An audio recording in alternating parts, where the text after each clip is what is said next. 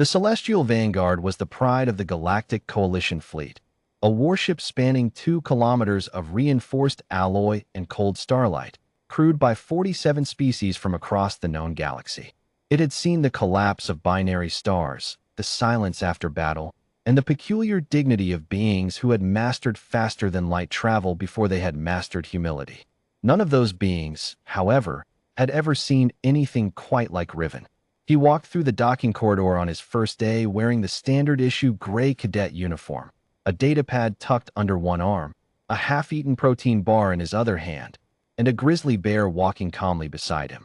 Not a hologram, not a mechanical construct, a real, living, 800-pound Ursus Arctos horribilis, its dark eyes scanning the corridor with quiet intelligence, its enormous shoulders rolling with each unhurried step. The bear's name was Kodiak, and he wore nothing except a small Coalition translator collar around his neck and an expression that suggested he had already assessed every exit in the room. Crew members scattered. A Valorian ensign pressed himself flat against the wall. 2 Dracari engineers physically climbed each other in their panic to get away from the corridor railing. Riven didn't notice. He was reading his datapad. Fleet Captain Celera noticed. She stood at the far end of the docking bay, arms folded across her chest, her silver Thranosai skin catching the overhead light like polished metal. Celera had commanded the Celestial Vanguard for 11 years. She had negotiated ceasefires between species that communicated entirely through bioluminescent rage patterns. She did not rattle easily, but she was not happy. She watched the new human cadet, young, lean, unremarkable by galactic standards, with dark hair and the unhurried gait of someone who had never once in his life felt he was the most dangerous thing in the room, stroll through her ship with an apex megafauna at his flank like it was the most ordinary thing in the universe. Celera stepped forward. Her executive officer, Commander Dax, materialized at her shoulder. "That," she said, "is a grizzly bear." "Yes, Captain. On my ship. The Coalition Interspecies Bonding Accord does permit registered companion animals aboard vessels with appropriate safety. That is not a companion animal, Dax. That is a predator that outweighs most of my bridge crew." Riven finally looked up from his datapad. He noticed the captain. He straightened, came to attention, and gave a crisp salute. Kodiak sat down beside him.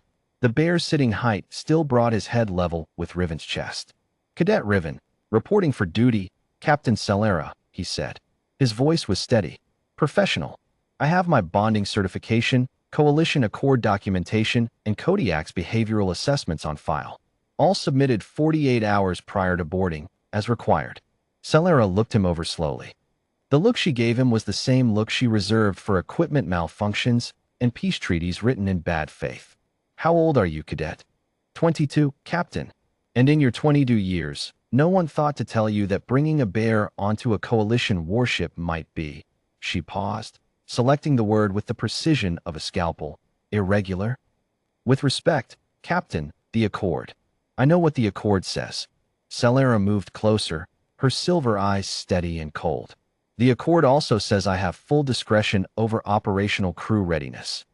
And you, Cadet, bringing a beast aboard my ship on your first day, tells me something about your judgment." Riven's jaw tightened slightly. "What does it tell you, Captain?" The question was not impertinent. It was genuinely curious, and somehow, that made it worse. "It tells me," Celera said, her voice carrying across the now very quiet docking bay, "that you are 22 years old, newly minted from a third-tier academy on a planet that has been part of the Coalition for less than 30 years, and you believe that your cultural peculiarities deserve accommodation on a ship that runs on discipline, protocol, and the expectation that grown officers do not need to carry their pets to work." A few crew members nearby exchanged glances. The Valorian ensign who had pressed himself against the wall now watched with open fascination, having apparently decided that watching the human get dressed down was safer than fleeing. Riven said nothing. Kodiak, however, turned his enormous head towards Celera. The bear looked at her with those dark, deep-set eyes, ancient eyes, winter eyes, the eyes of a creature whose entire evolutionary history was a negotiation between raw power and perfect patience. Then, slowly, from somewhere deep in that massive chest, came a sound.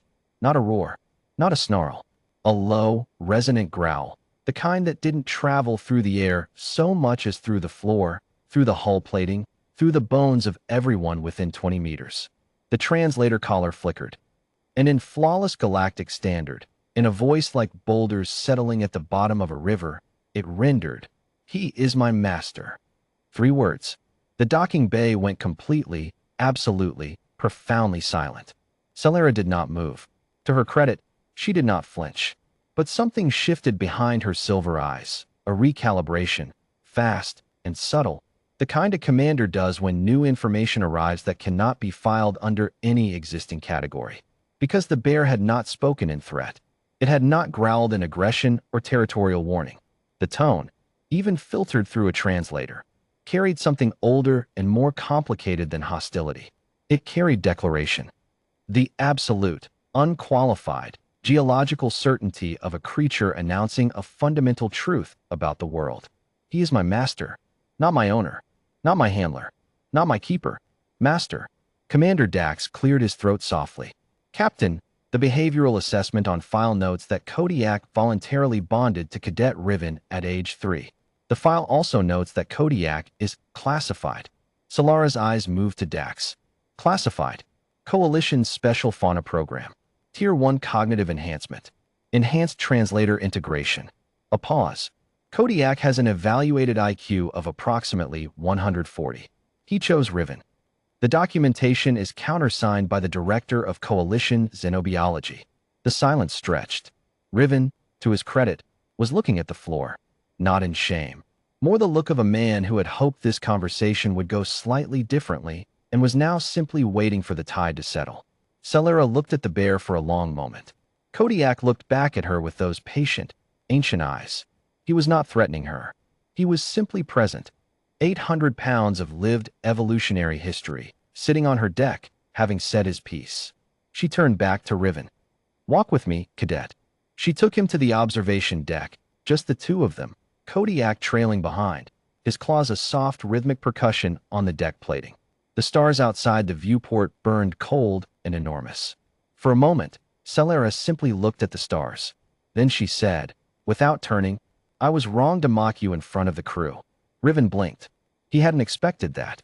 Commanders do not always get that right on the first attempt, she continued. "I saw a young human with an unusual companion, and I made assumptions about discipline and judgment." She paused. The Coalition spent 400 years telling species that their ways of bonding, of building trust, of defining partnership, were irregular. We lost good officers because of that arrogance. She finally turned. Her silver eyes were direct, and without the cold edge of before. "What can Kodiak do?" she asked. Not skeptically, genuinely. Riven glanced at his bear. Track life signs through 3 decks of alloy plating. Identify stress hormones in any species within 40 meters. Fear, deception, pain. In a boarding scenario, he can clear a corridor faster than a security squad and take hits that would drop armored infantry. He paused. "And he's been my partner since I was 12. He knows when I'm wrong before I do." Celera considered that for a moment. "Your first assignment," she said slowly, "will be security rotation on Deck 7. There have been 3 unexplained access violations in the last month. My investigators have found nothing." Riven nodded. "We'll find it. I expect a report in 48 hours. She turned to leave, then stopped. Without turning back, she spoke one more time. Quieter now, something that might, in another light, have almost resembled respect. "The Coalition keeps making the same mistake," she said. "We look at humans, and we see the soft ones. The young ones. The species that arrived late and noisy and dragged their biology with them into the stars." A pause. "We keep forgetting what your biology is." She walked away. Riven looked at Kodiak. Kodiak looked back at him, those winter eyes calm, certain, unhurried. Then the bear leaned the full warm weight of his enormous head against Riven's shoulder, the way he had since Riven was a 12-year-old kid in a Montana forest who hadn't run when he probably should have. Riven put his hand on the great bear's neck. "Come on," he said quietly. "Let's go find what's hiding on Deck 7. And together, the young human and his ancient, chosen partner, they walked deeper into the stars.